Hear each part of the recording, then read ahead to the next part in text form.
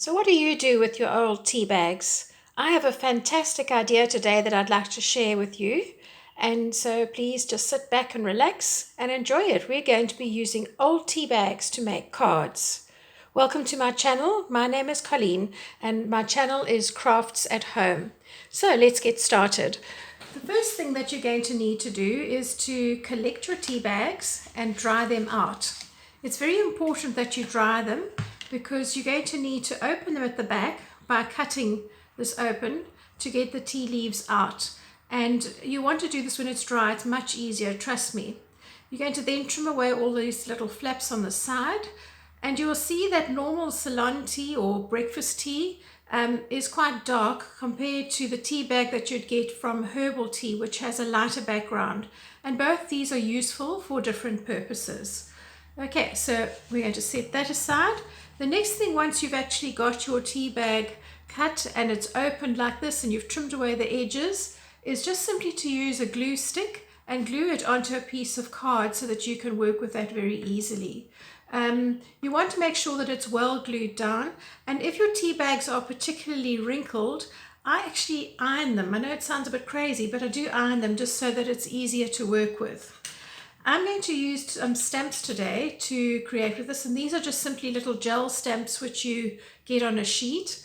And because my background color here is actually quite a dark one, I'm going to work with a black ink, and I'm going to use a fairly solid shape like this little bird. So I'm just going to invert the stamp and turn it so that I can see it and dab the ink on so that it's well covered.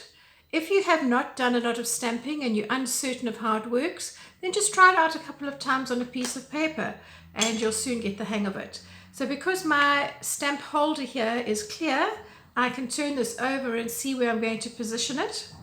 And I'm going to put my little bird down, and then I'm going to press firmly onto this. I find sometimes with the gel stamps, if you don't press firmly all over, you don't get a nice clean image. So there you are. Very, very simple to get a nice image onto your stamp.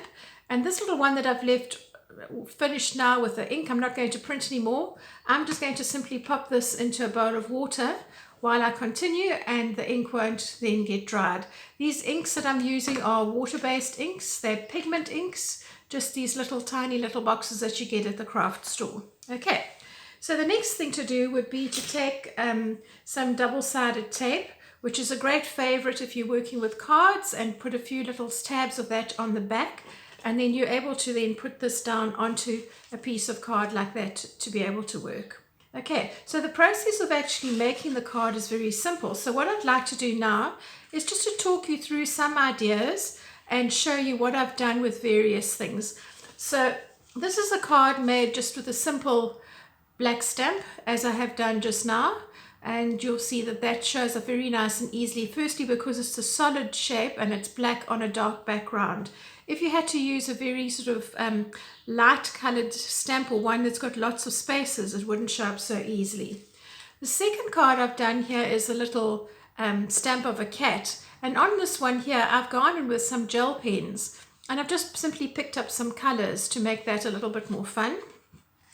I've done a similar one with the birthday cake stamp.